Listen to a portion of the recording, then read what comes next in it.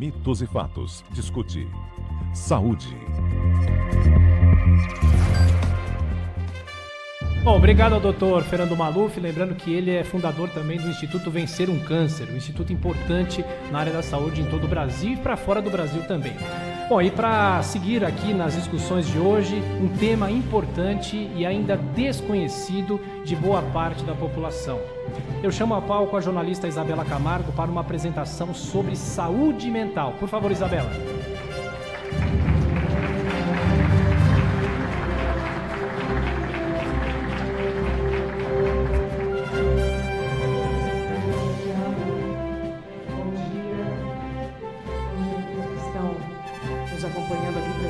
E também a todos que estão nos acompanhando pelas redes sociais, pela internet. Tutinha, bom dia, que bom te reencontrar. Muito obrigada à Jovem Pan pela oportunidade, pelo privilégio.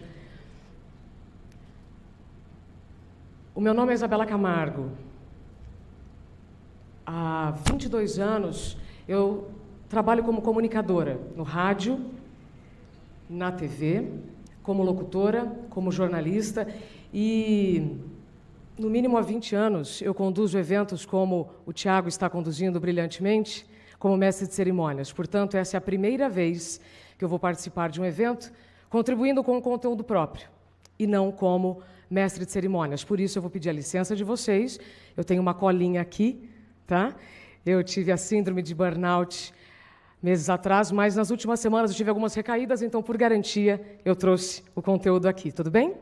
Obrigada pela compreensão de vocês. No dia 29 de outubro de 2018, quando eu retornava de uma licença médica de 2 meses e 15 dias para tratar de uma doença ocupacional, eu fui dispensada. Doença ocupacional são várias, você adquire no trabalho.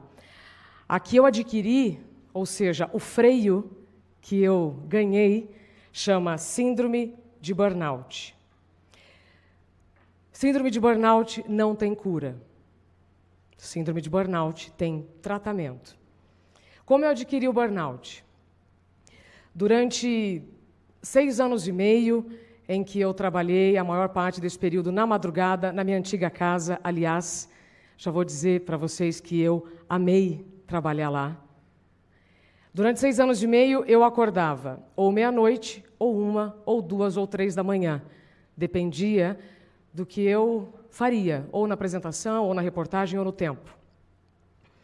E aí, para dar conta dessa disciplina e estar de pé, com o raciocínio funcionando bem, eu tive que adquirir alguns novos hábitos para dar conta daquela rotina, né? Para você dormir durante o dia com o calor, com os barulhos da cidade e com as suas próprias características biológicas, eu fiz tudo o que vocês podem imaginar.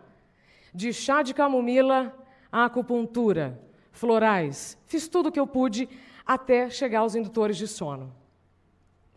Depois de 2 anos e pouco, né, com essa rotina, eu comecei a já sentir os primeiros sintomas do burnout, mas eu não sabia que era burnout. Eu comecei a ter dores generalizadas, distúrbios do sono, muito frágil. E a saúde, gente, é como uma conta corrente. Se você usa mais do que você tem na conta, a conta fica no vermelho. Se você usa mais a sua saúde sem recuperação mental e sem o descanso necessário, a fatura uma hora vai chegar. E a minha fatura chegou. Então, eu tentei mudar de horário, mas eu não consegui. Aí eu comecei a ter problemas cardiovasculares. Operei a safena esquerda. Tentei mudar de horário, não consegui. Aí eu tive problemas gastrointestinais, até a água inflamava o meu estômago. Dizem que o intestino é o segundo cérebro, não é? O meu corpo tentou me parar por aqui, antes de parar por aqui, mas não deu muito certo. Tentei mudar de horário, não consegui. E aí, depois de todas as terapias alternativas que eu busquei, eu comecei a tomar metanfetamina, por recomendação de um endocrinologista, que sabia que eu precisava dar conta daquele trabalho e daquelas demandas. Afinal, a gente está num país com 12 milhões de desempregados. Eu não podia falhar. Ou seja, eu tomava remédio para dormir e tomava remédio para acordar. Depois de tomar metanfetamina, que é um remédio que muitos estudantes, inclusive, tomam no período de cursinho, de escola e tudo mais, eu comecei a sentir tremedeira nos olhos, enjoos, taquicardia. Ou seja, esse remédio, ele só fez parte de um quadro que começou há muitos anos, mas ele foi fundamental para me mostrar o que eu estava querendo esconder. Aí, gente, eu comecei a ter, além dos enjoos e outros sintomas do burnout, eu comecei a ter desorientações físicas e desorientações mentais. Desorientações físicas é quando você tem a impressão que você vai cair, quando você está dirigindo que você vai bater o carro. E desorientações mentais é quando você não lembra quem você é, onde você está. Não lembrar o restaurante que a gente jantou nas férias passadas é uma coisa. Não lembrar a capital do seu estado é bem diferente. E eu não lembrei a capital do meu Paraná ao vivo. Foi quando eu tive um apagão. Tendo esse apagão, eu fui direto no psiquiatra. E ele me disse, Isabela, você está vivendo a síndrome de burnout. Você precisa de uma pausa. Eu comecei a chorar desesperadamente, por quê? Meses atrás, eu tinha entrevistado uma amiga e psicóloga, que inclusive está aqui, a Edvige Sparra, que teve burnout. Ou seja, eu já sabia todos os sintomas do burnout, mas eu não reconhecia em mim. Por quê? Porque nós temos muito preconceito, especialmente com as doenças ocupacionais e sobre a saúde mental. Então, depois desse freio que eu recebi, falei para vocês que eu ia me perder aqui, né? Está aqui já. Então, só um minuto. Normal. Estamos ao vivo, né? Aqui. Eu não reconheci realmente os sintomas e comecei o tratamento. Bom, o que eu achei que seria o fim foi apenas o começo. Depois que eu fui dispensada, eu comecei a pesquisar sobre a síndrome de burnout, impressionada com a quantidade de pessoas que vinham me procurar pedindo ajuda. A quantidade de pessoas que queriam recomendações médicas ou que fariam para não serem demitidas dos seus trabalhos porque não conseguiam dar conta de tanta pressão. Aí eu vou pedir para a gente passar agora a nossa primeira tela. Eu cheguei num médico, que vocês já devem ter ouvido falar, que em 1869, ele lançou esse livro aqui, American Nervousness, que fala sobre a exaustão nervosa, sobre as deficiências da moderna civilização americana em 1869. A questão é que este senhor, né, o senhor George Miller Bird, ele falou sobre neurastenia 10 anos antes de Thomas Edison desenvolver um filamento para comercializar as lâmpadas elétricas. Ou seja, 10 anos antes da gente ter a lâmpada como nós conhecemos hoje, já se falava em neurastenia. E se vocês procurarem o que significa neurastenia, podemos passar a tela, por favor. Nós vamos chegar em esgotamento, não tinha a palavra estresse na época, mas tinha cansaço absoluto, falhas de memória, controle excessivo e assim por diante. Mas depois de eu entender que eu não estava vivendo na pele uma doença do presente, mas uma doença que já tem pelo menos 150 anos, eu lembrei de uma outra imagem. Vocês já viram esse filme? Alguém já assistiu? Levanta a mão, deixa eu ver. Olha só, então tá bom. Alguém se lembra dessa cena? O que mais me impressiona aqui é a imagem dos colegas do lado fazendo uma cara para ele do tipo, você tá louco? Como que você não está conseguindo dar conta? Né? É uma comédia dramática e que, infelizmente, ele acaba sendo engolido pela engrenagem de uma máquina cada vez mais veloz e cada vez mais que cada vez nos deixa mais incompreendidos. E aí ele vai sendo engolido pela engrenagem. Então, eu vou acelerar aqui para não ultrapassar meu tempo.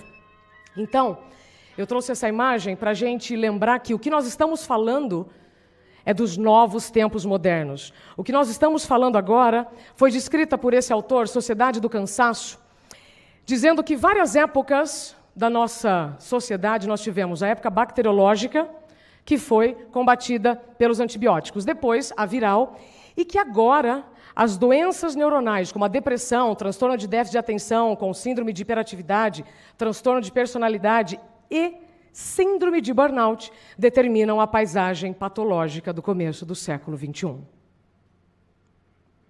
Para quem ainda acha que eu estou falando bobagem, o próximo livro que eu trouxe para vocês vai mostrar um passarinho bem bonitinho aqui. Esse é o pardal de coroa branca. Vocês sabiam que ele fica 7 dias acordado, fazendo os voos, as migrações durante as estações? Esse pardal de coroa branca está sendo estudado pelo Departamento de Defesa dos Estados Unidos no mínimo há 5 anos, para que eles desenvolvam uma substância que os soldados consigam trabalhar sem dormir.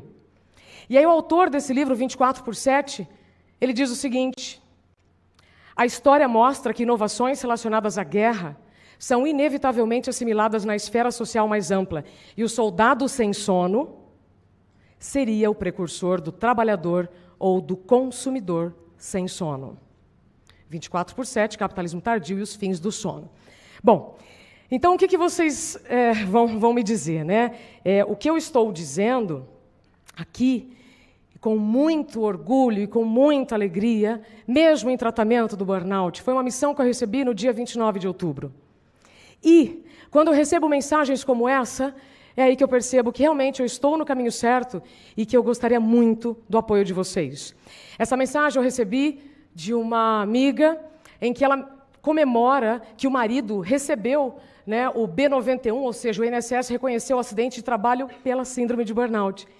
E diz que o perito do INSS disse assim: ah, você é da Globo, não é a mesma doença que a Isabela Camargo teve? Isso precisa mudar.